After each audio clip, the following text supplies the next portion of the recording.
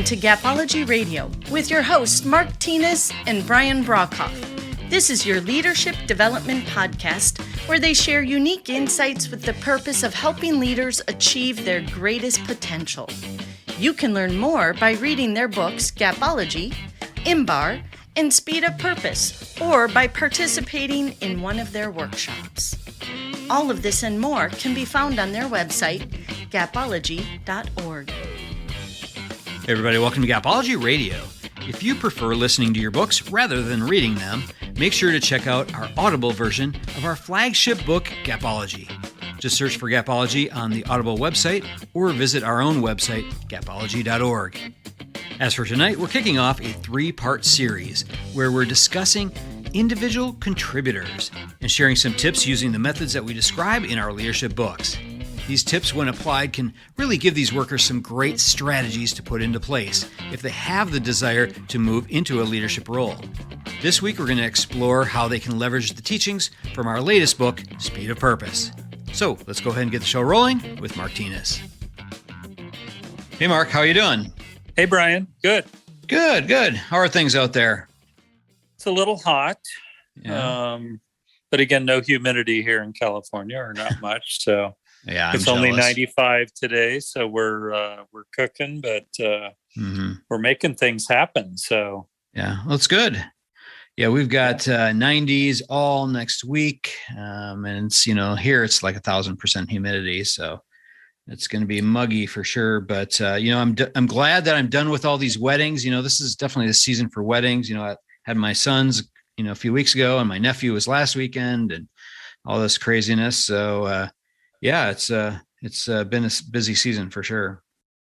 Well, thanks for all the good work you do at those ceremonies. Yeah, thanks. Well, it was interesting. I was talking to Joleanne, and we were talking about Gapology, and it was interesting. She had a really great idea that I'm glad we're going to cover on this series, on the podcast here. She was asking, so what are the people who are not managers? How do they leverage your products? Is there some way that they can do it? And my initial thought is, well, everything that we design is designed for leaders, but as we were talking about, there's really an opportunity for everyone to be a leader. And there's a lot of opportunity for people who have the desire to be a leader to, acquire some skills from our books and that kind of thing. And there's a lot of things there that I think people could leverage. The vast majority of workers out there are not managers, are not leaders.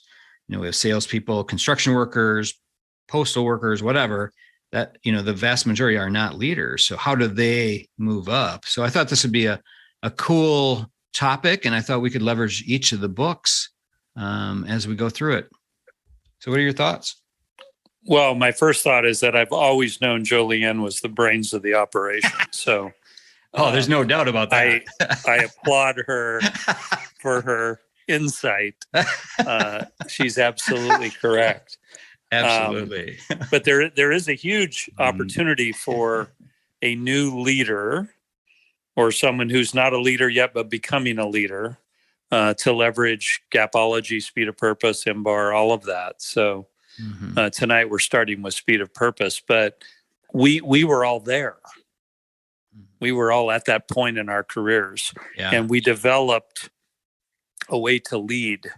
And if the non-leaders and leaders can listen to these simple tactics to fully leverage the tools, I think they can benefit immensely. So I applaud Joleanne for her insight. Yeah, very good. She'll love that. Yeah, well, I'm right too.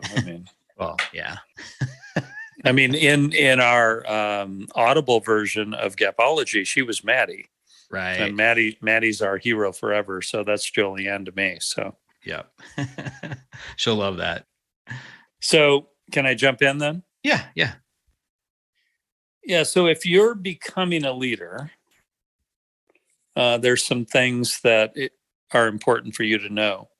The first would be that having a purpose of your leadership, a purpose in your life, changes everything. And if you can establish a purpose, develop a purpose, you'll move much quicker. We wrote a book called Speed of Purpose that talks about the speed of moving with a purpose versus not having one. So if you can develop a purpose for yourself or for the team that you're on, your organization may not have one. And we've seen many examples where the organization at some point realizes, wow, this leader, this new leader is leading with this purpose. Maybe we should have that purpose for our entire organization. And it changes the total career of that individual. But whether it's defined for yourself or for the team that you're on, it can be incredibly powerful because it aligns the group. It creates alignment, and you can share it. And it creates a power and an energy that is not there otherwise. So find the purpose in what you're doing, share it with the team, and go after it every day, and you will be dramatically more successful. Yeah, I think it is absolutely critical to be introspective at times, to really look at, so what do you want to stand for? Even within your holistic life, right? But specifically in your career. So what is the purpose? What do you want to stand for? How can you tap into your life's goals, your objectives? I think it's really critical to define these elements in very, very specific terms to make sure that you're working toward them. Yeah, and the alignment that it can achieve in the people around you when you model it is pretty amazing. Yeah. So you separate yourself. It sort of becomes your personal brand. Right. And it defines you. And when people think of you in relation to that purpose, that's a big win. And it can carry you forward for many years. So don't underestimate it. Understand that it will separate you from the group. It will create this brand that others may not have. And again, it may be something that the organization needs. Certainly the team needs it, but the organization may need it. And it can be of great significance. Yeah. Yeah, absolutely. It reminds me of a gentleman that worked at the last company that I was working with. So he was on the phone, kind of a phone sales guy, and talk about somebody who had a personal brand. And, everything he did was just stellar. And he really was recognized by the overall organization. He was a young guy, fresh out of college, and, was hungry, but really was a personable person, very willing to step out of his own responsibilities to help others and coach others. When he said that personal brand thing, his face instantly popped into my mind. So I think there is that thing that you can do to build that personal brand as a individual contributor. Well, let's stay there for a minute. So we each have a personal brand, whether we like it or not. Yeah. Whether it's good or bad. Take control of it and make it great. And one of the ways to have a great personal brand is to have a purpose that you declare, a purpose that you share with others, a purpose that you model. Mm-hmm. It changes everything. Yeah, love it. So think about that. It's career changing, it's life changing, and we all have a personal brand. What would others say about you? Yeah. If references were called, what would all of your peers and your supervisors say about you? That's your personal brand. Like it or not, that's your personal brand. Mm-hmm. What if they said that individual is driven by purpose? They're amazing. They're fully aligned with their purpose. They serve others. They share immensely. They are the top performer, and so on and so on. So your personal brand is there, like it or not. Yeah, absolutely. Love that. So when we look at purpose, when we wrote Speed of Purpose, we broke it into three pieces: people, performance, and process. because purpose is made up of those three. And when you're looking to create speed of purpose, which means accelerating at a pace that no one without purpose can touch, those three things, people, performance, and process, are what make that up. We lead with people. So when you have a purpose, the people around you are enrolled. It sort of brings them into it. Tell them about it. Explain it to them. It enrolls them. They want to sign up. Most people do not have purpose. Most organizations do not have purpose. So when you come with one, you're already distinguished from the group. And it can really change the organization. It can certainly change the team that you're on.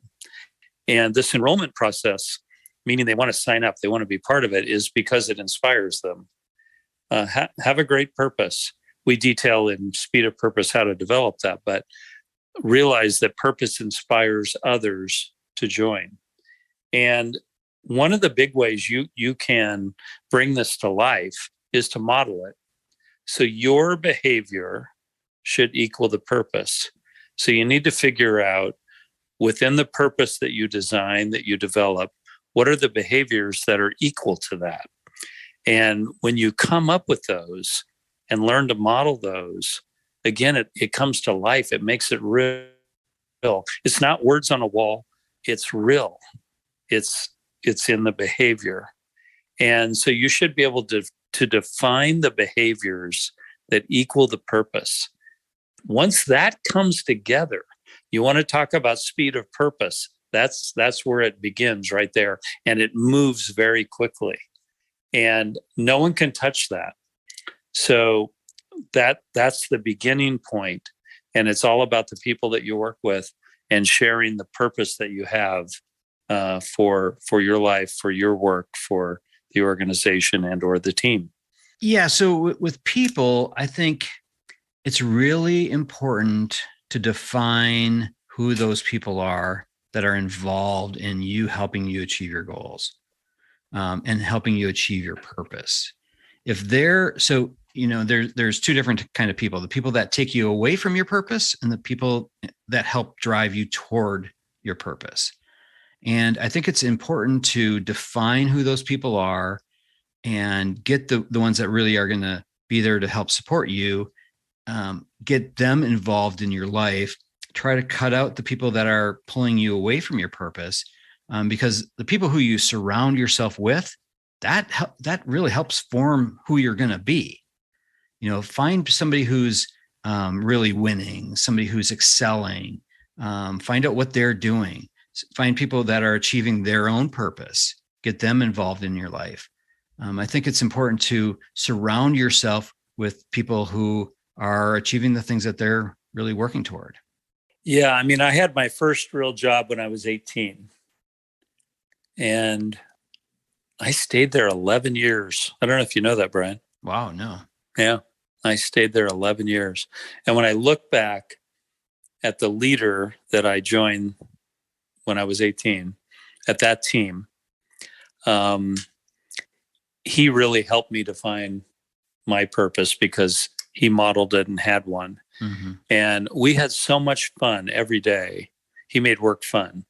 That was one of the big things for him. He made it competitive. So we always had numbers. We were measured, but it was fun. It was always in fun. And he then taught us how to be excellent at each of the aspects of our work so that we felt good about it. So we felt excellent. So we knew we were the best at what we did.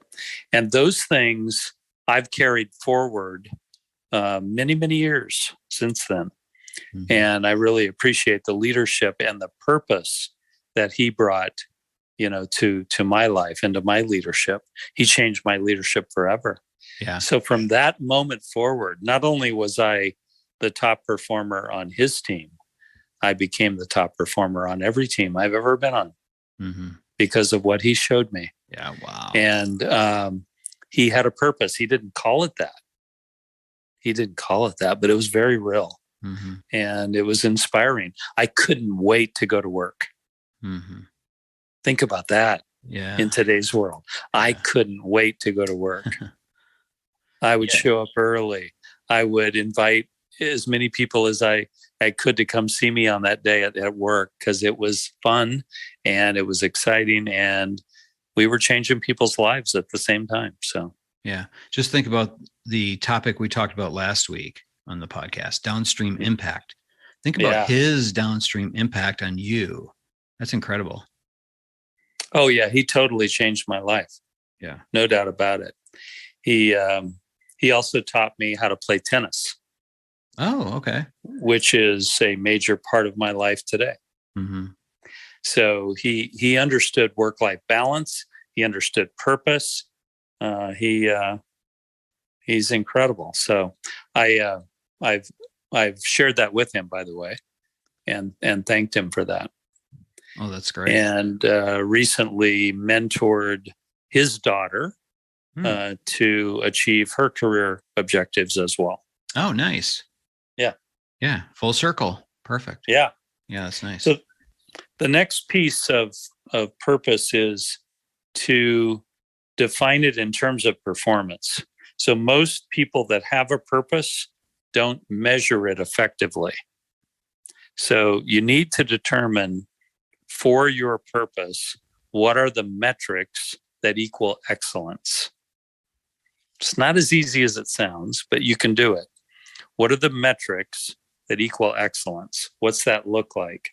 And then you need to begin measuring it. So think about this. You can measure purpose once you've done that.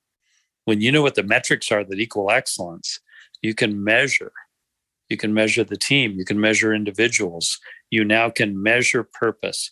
And you know that it's equal to those behaviors when they're fully executed that drive those metrics. And this is huge. Once you connect this piece, it's huge because it totally brings the purpose to life.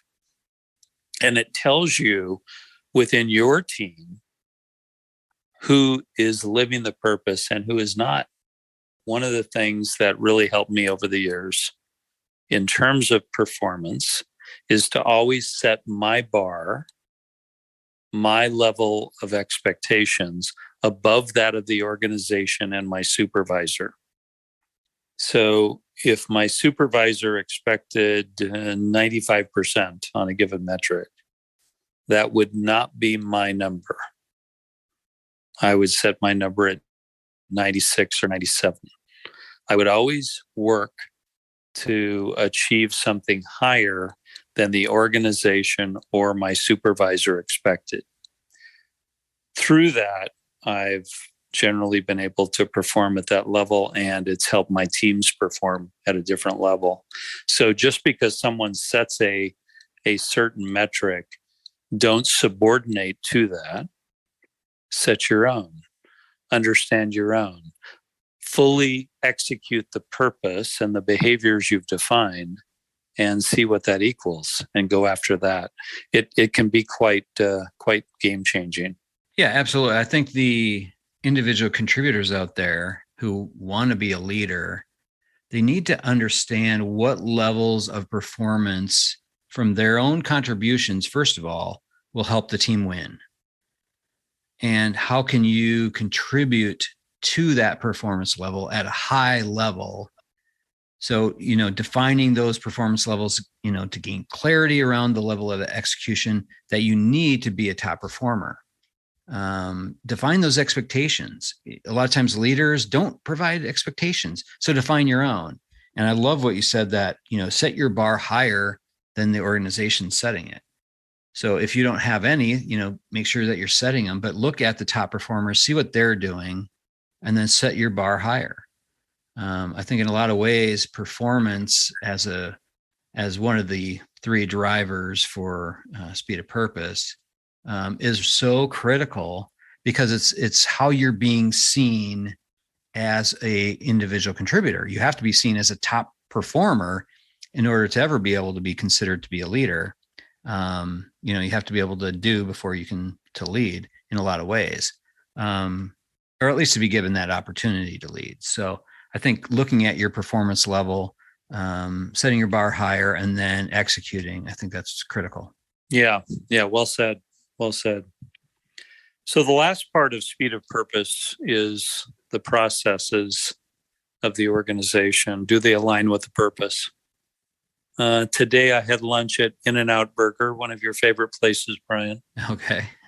And one of the things I love about them is their processes are so consistent. Mm-hmm. When you go through the drive-through, how they repeat back the order and how they thank you. And all those pieces are so consistent. It's an amazing organization. Sorry for those of you on the East Coast that don't get to experience that. Mm-hmm. But regardless of what it is, do the processes align with the purpose? And at In-N-Out, they do. But you need to measure and experience the processes of your organization. Are they aligned with the purpose? Often they're developed by different people. So does the IT team know your purpose? Because they may develop the process and it may not align with your purpose. So you need to work towards alignment there. It is a big deal. Also look at yourself. When you look at process, do you model the behavior that equals your purpose? That's a big deal. And that really is a process. Brian and I used to work for an individual who talked about customer service in meetings and then would ignore customer service and customers in visiting a retail store. So it wasn't real. The process was not aligned with the purpose. It sent a message to the team that, well, the customer doesn't really matter. Brian and I learned to run away from conversation to a customer because the customer matters most, and to set that example. So whatever your processes are, make sure they align with the purpose you've defined. When that all comes together, the people, the performance metrics and all that we've talked about, and the processes, it all comes together and it becomes very real. And you as a new leader become a champion. And it feels really good. And it changes everything. It creates a career. It creates a legacy that can't be defined in any other way that I know of. Right. Yeah. So often, coming up, early in my career and that, I would see other people trying to get ahead the wrong way, in ways that wouldn't align with someone's purpose if they thought about it through that lens. They thought winning was everything, and, rules, integrity, all those things out the window at the as an expense to winning. And I don't believe that. I think long term, if you want to really achieve your purpose, you have to do it the right way. You have to set the process in place that's going to do it the right way. I think there's a lot of structured methodology that you can put in place. And in our books, we lay out a lot of those to help you succeed and win. So I would say to the individual contributors out there, do it the right way, but set strategic processes that's going to help you get there. Look at where you want to end up, look at where you are now, define the steps in between, and then work it the right way. Yeah, when you help others to win, when you help others to lead and advance their careers, it all comes back to reflect positively on you. Yep. So help as many as you can. And it's all about purpose, and it's very rewarding. So, yeah, with leaders, we always talk about looking in the mirror. I think that's the same thing goes here. Always begin by looking at your own performance first within your current role. Ensure that you're getting and producing the best things that you can, best results that you can, while being supportive of the rest of the team. Just doing that alone is going to make you stand out among your peer group in a lot of ways and give you a big edge when your next dream job pops up. I think it puts you in a good position for that. Well said. Well done. Okay, well, cool. Well, next week we'll explore the same topic from the perspective of IMBAR. So that'll be good to revisit IMBAR again. So we give look forward to Julianne that. a hug for me, will you? I will. She will love it. She'll definitely listen to this episode. Thanks, Brian. All right, thanks, Mark. We'll talk to you next week. Have a good night. You too. Bye. All right, that'll do it from here. For more information on Speed of Purpose or any of our other books or workshops, head on over to our website, gapology.org. Everyone have a fantastic week. We'll talk to you soon. This has been a Gapology production. Visit us at gapology.org.